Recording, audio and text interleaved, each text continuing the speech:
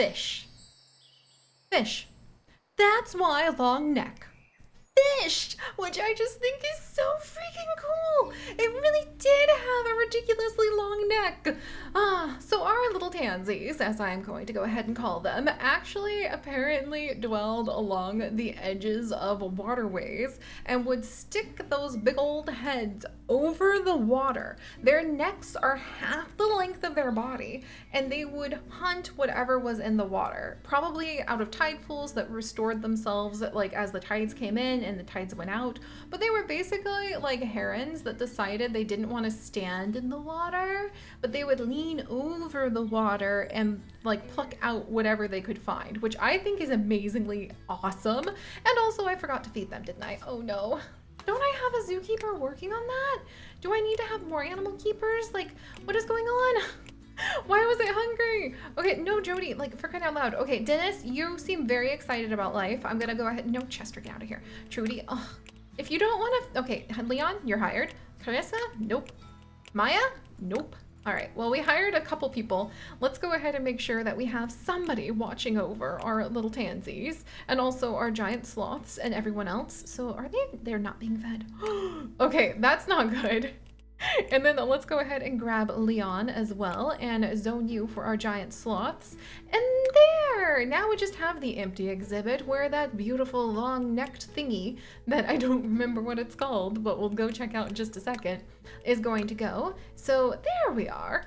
But like long necks that leaned over the water to pluck out food to the point where half their body length was their neck. That's amazing.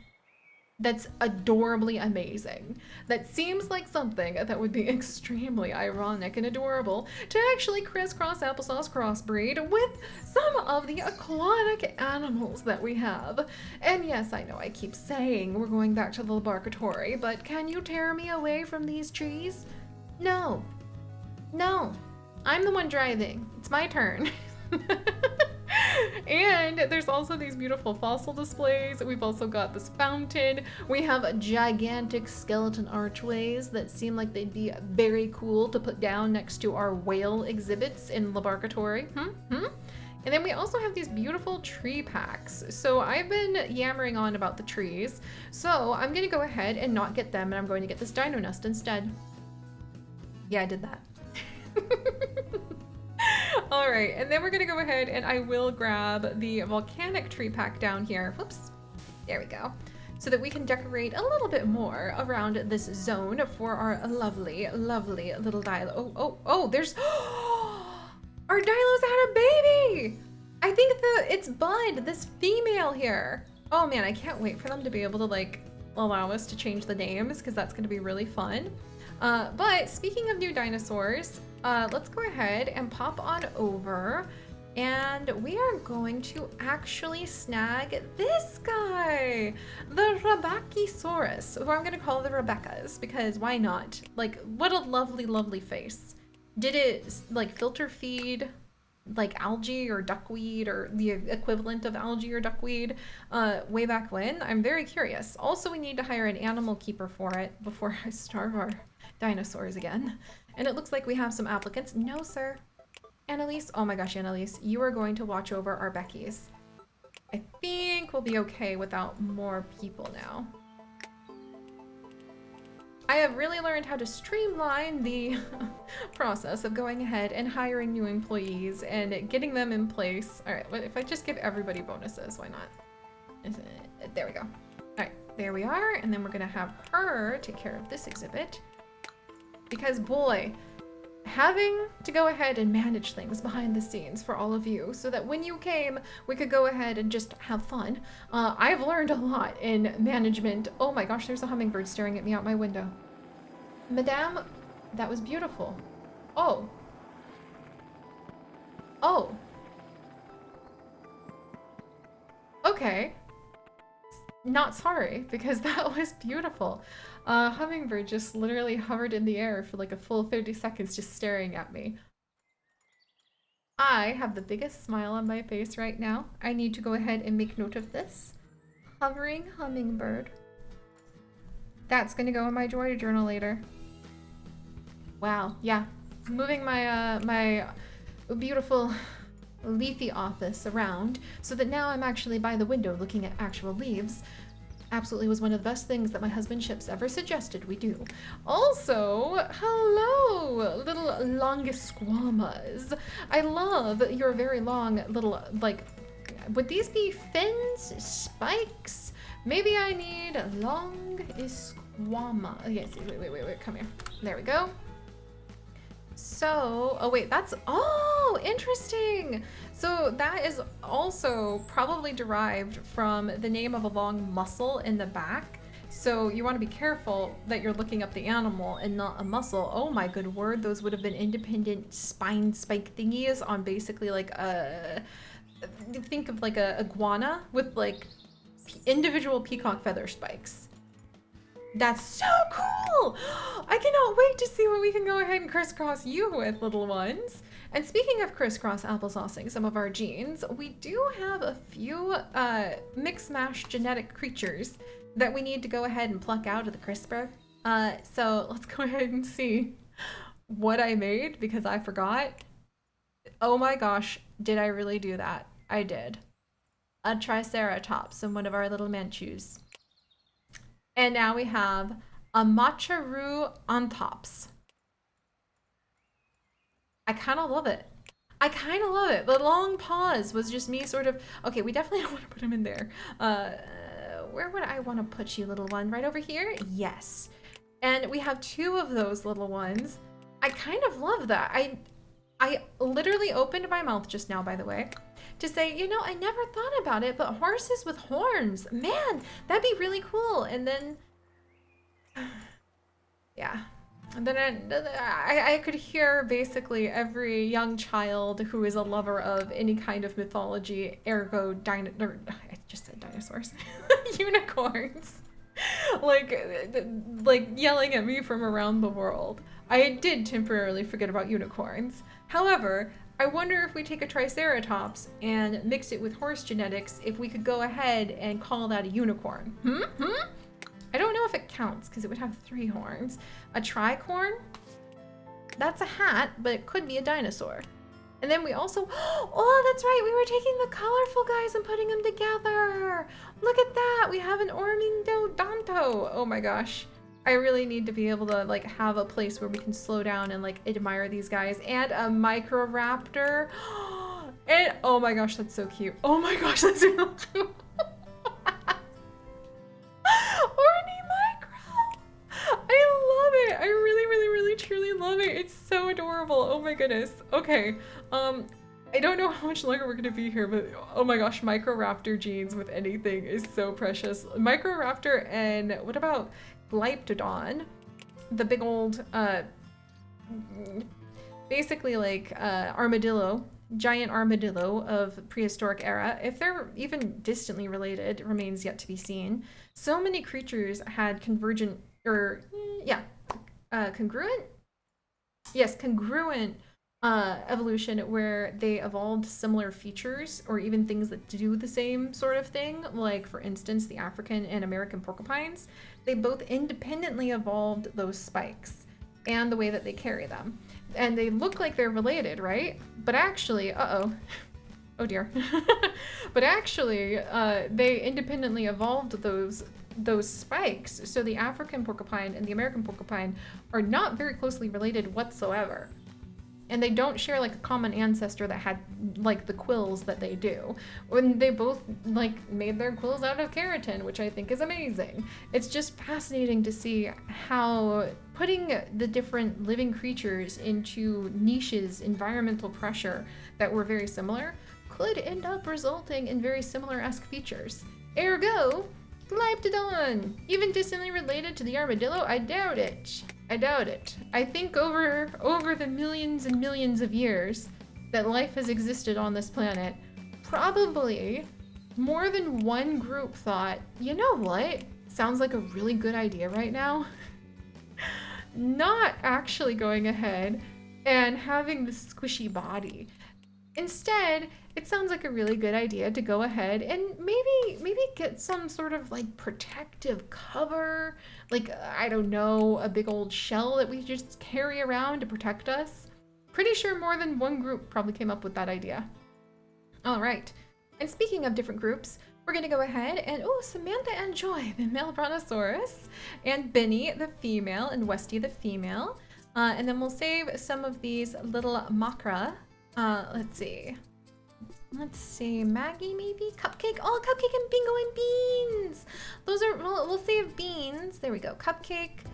How about we look for anybody that has like food this time?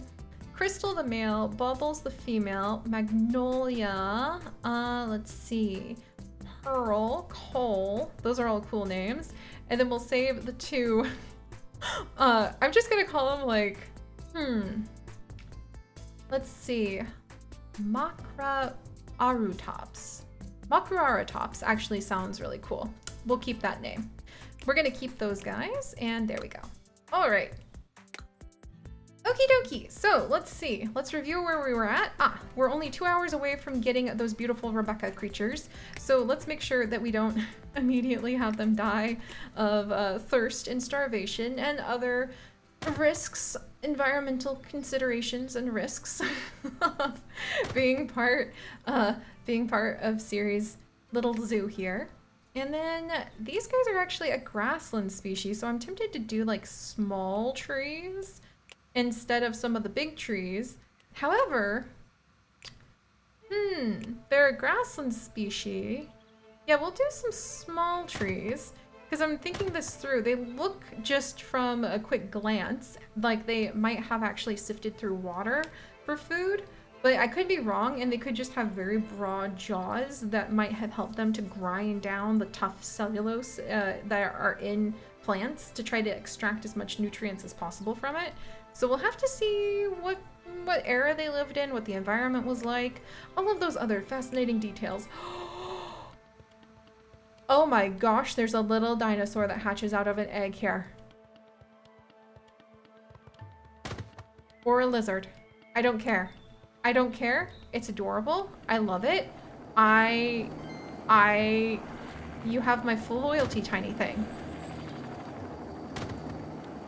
I'm gonna put down another one over here. 1, 2, 3.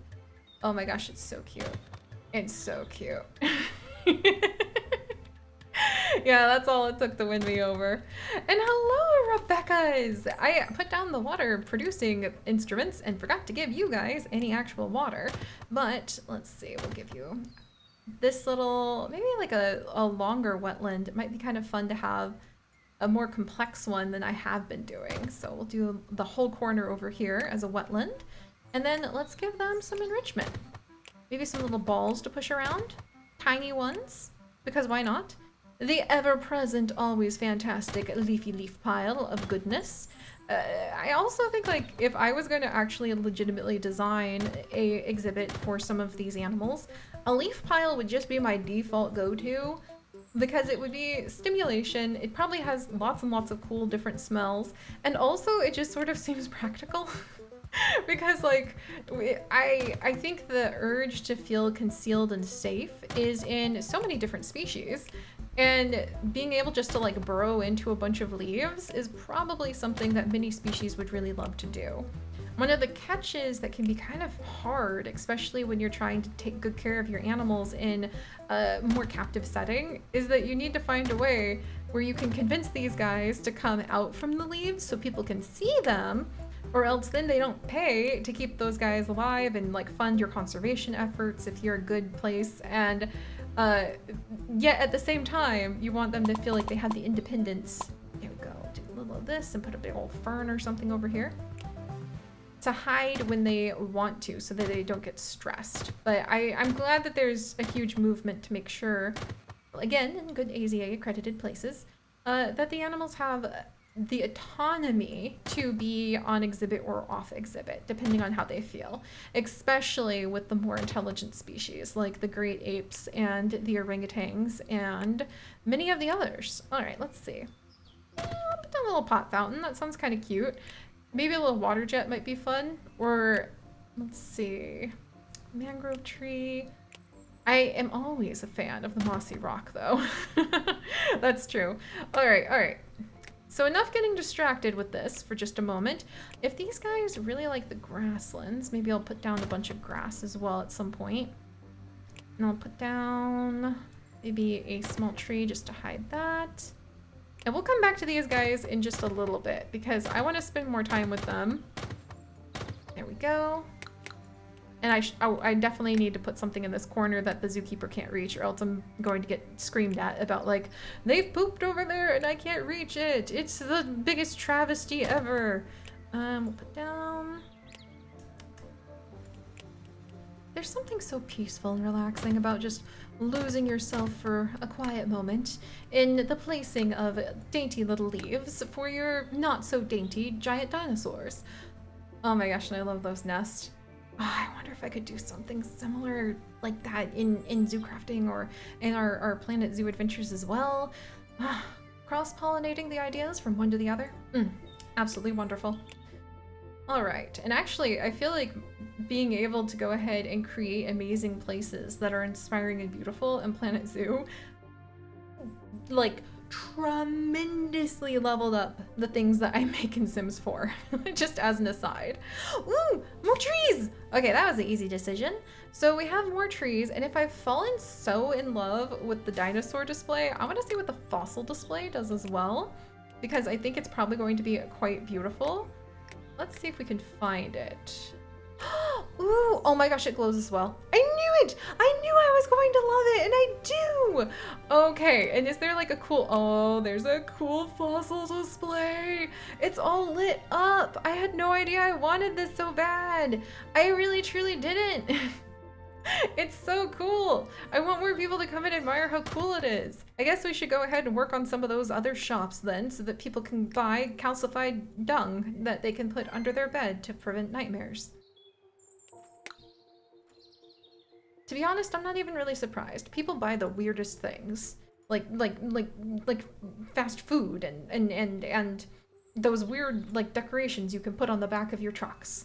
But you know, if we can go ahead and turn this poop into something good, why not? People also, to call myself out for buying weird things, will help out funding elephant like rescue centers and conservation groups by buying paper and journals that are made from elephant poop, since elephants don't process a lot of that tough cellulose and they leave a lot of plant matter behind in their dung. Yeah, I have a lot of those journals. So I should probably call myself out if I'm like rolling my eyes at like, but who would think that you could go ahead and just get crystallized ancient dung to absorb your nightmares? Yeah, well, Seri, you're the one who does indeed have some Ellie Poo journals. So there you have it. There you have it. I'm gonna say we have a dino egg on my face rather than anything else, and we'll go ahead and unlock a few of those shops coming up pretty soon, as well as just kind of keep a curious eye out on what other things we might potentially be unlocking over here at the other dig sites. That is a weird, funky looking guy. Have no idea who or what it is. This looks really cute. That is, to be honest, the reason I'm dragging my feet a little bit at going to the Labarcatory Zoo, because I don't know what this is, but it looks like it could maybe be like an adorable, cute little prehistoric like beaver thing, and I'm kind of here for that. But alright guys, thank you so much for joining me on this chaotic, as usual, adventure. It did have a hummingbird this time. That's new. I would love that to happen again. Like, that was fantastic. And if you guys would like to join me on this and literally thousands more adventures, do please consider subscribing. But most importantly, my friends, stay very curious. And I'll see you guys next time. Bye-bye. What did you guys eat? Why the face? Why the face?